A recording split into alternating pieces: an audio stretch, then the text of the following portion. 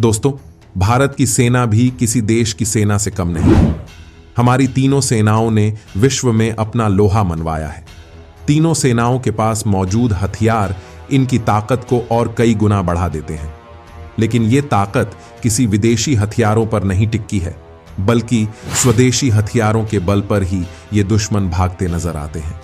इन हथियारों को देखकर दुश्मन के छक्के छूटने लगते हैं। इस कड़ी में वायुसेना ने एक ऐसा बम बनाया है जिससे दुश्मन देश मिनटों में ही खाक होते नजर आएंगे।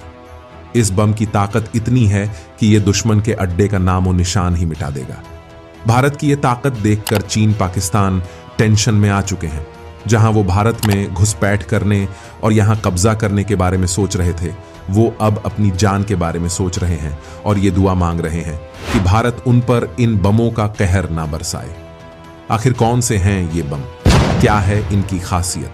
क्यों ये बम दुश्मनों के होश उड़ा रहे हैं? और भारत इन बमों की सहायता से क्या क्या कर सकता है? ये सब हम इसी वीडियो में जानेंगे। तो आप ये वीडियो बिना स्किप किए अंत तक जरूर देखिएगा। दोस्तों, जब भी भारतीय सेना की बात आती है तो वो ताकत सामने आ जाती है जो अपने दुश्मनों से डरते नहीं है और उन्हें जब तक खाक में नहीं मिला देते तब तक चैन की सांस भी नहीं लेते। कुछ समय पहले जारी एक इंटरनेशनल रिपोर्ट में कहा गया था कि भारत दुनिया की चौथी सबसे बड़ी मिलिट्री पावर है। इस रिपोर्ट में यह भी कहा गया है कि भारतीय सेना के हथियारों में भी काफी बदलाव आया है। पहले भारत दूसरे देशों से हथियारों की खरीदारी करता था, लेकिन अब भारत ने इस मामले में खुद को आत्मनिर्भर बनाना शुरू कर दिया है।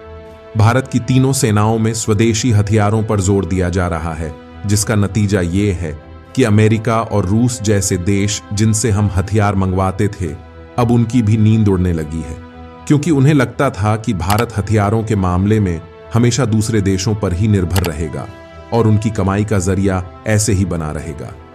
लेकिन भारत ने इन सब के मंसूबों पर पानी फेर दिया है और अब वो ऐसे ऐसे हथियार बना रहा है जिससे पाकिस्तान और चीन जैसे देश भी टेंशन में आ गए हैं और ऐसी ताकत देखकर घबराने लगे हैं। भारतीय रक्षा अनुसंधान संगठन यानी कि DRDO ने भारतीय सेना के लिए एक से बढ़कर एक खतरनाक हथियार और मिसाइलें बनाई हैं, जिनके बारे में जानने के बाद दुश्मन देशों की रूह कांप जाती है। इस क्रम में DRDO ने वायुसेना के लिए एक खतरनाक बम बनाया है। एक ऐसा बम है जो कम दूरी का बेहद घातक हथियार है। यह जब दुश्मन के इलाके में गिरता है तो तबाही मचा देता है, उसका नामो निशान ही मिटा देता है। इसे भारतीय वायुसेना अपने 5 फाइटर जेट्स में लगाने की तैयारी कर रही है। यह बम एक खास तरह के प्रिसिशन गाइडेड बम है। इसका नाम है HSLD यानी कि हाई स्पीड लो ड्रैग बम। यह नई पीढ़ी का आधुनिक एयर ड्रॉप्ड प्रिसिशन गाइडेड हथियार है।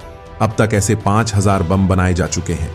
इसका मुख्य मकसद है दुश्मन के कीमती और रणनीति ठिकानों पर फाइटर जेट से बम गिराकर तेजी से निकल जाना।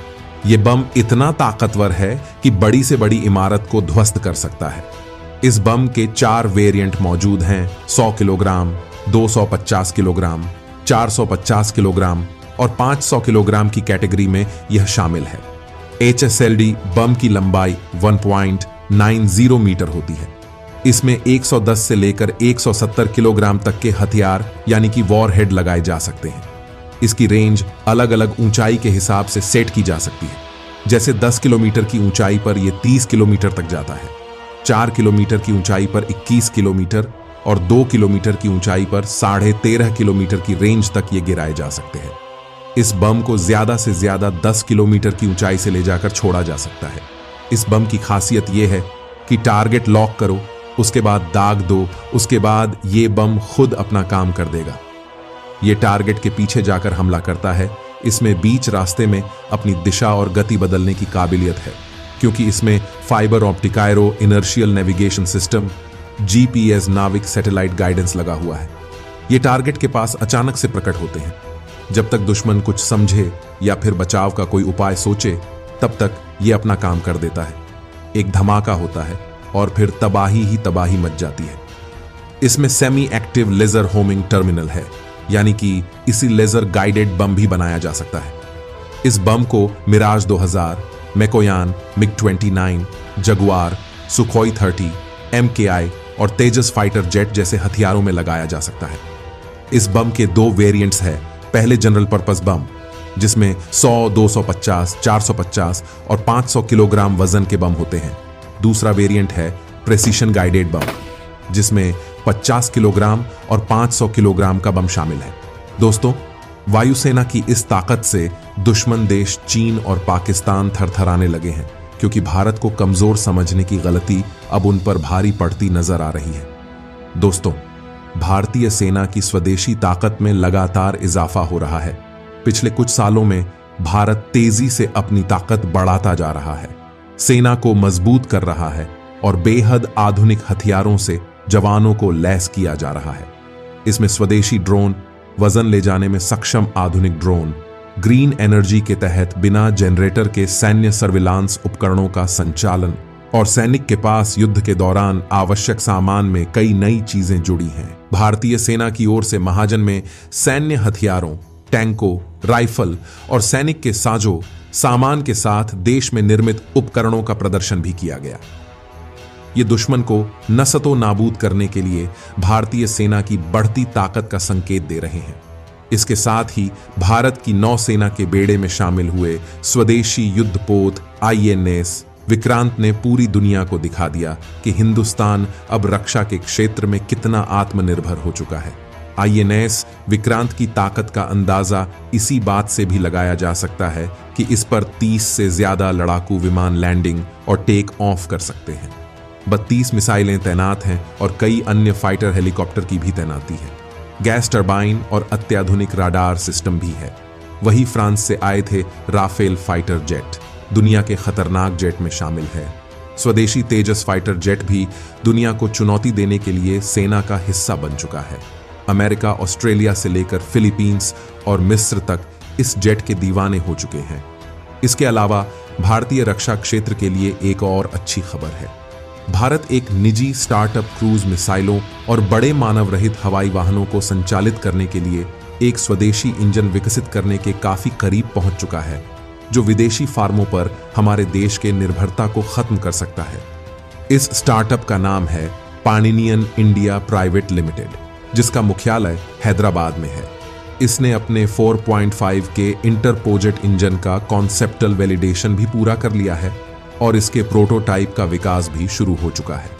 पाणिनियन के संस्थापक रोहू अदला ने बताया है कि हम कोई रिवर्स इंजीनियरिंग नहीं कर रहे हैं, बल्कि हम एरो इंजन की एक नई श्रेणी बना रहे हैं, जो क्रूज मिसाइलों से लेकर बड़े UAV तक सब कुछ संचालित करने में सक्षम होगा।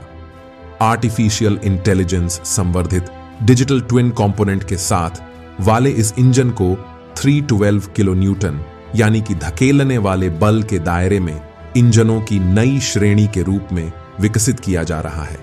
AI संवर्धित डिजिटल विन भारतीय वायुसेना के जगुआर, सुखोई और मिराज 2000 जैसे विमानों के पुराने जमाने की इंजन के परफॉर्मेंस मॉडलिंग स्थापित करने और किसी भी मिशन में इनके द्वारा प्रदर्शन का समर्थन करने का पूर्वानुमान लगाने और इनकी सेवा अवधि में विस्तार के प्रयास में मदद करने के लिए जाने जाते हैं।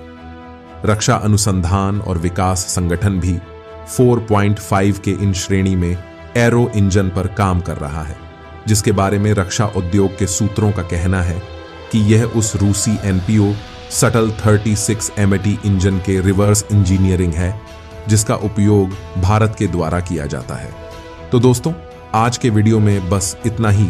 मिलते हैं आपसे अगले वीडियो में किसी अच्छे डिफेंस नॉलेज के साथ। तब तक के लिए नमस्कार।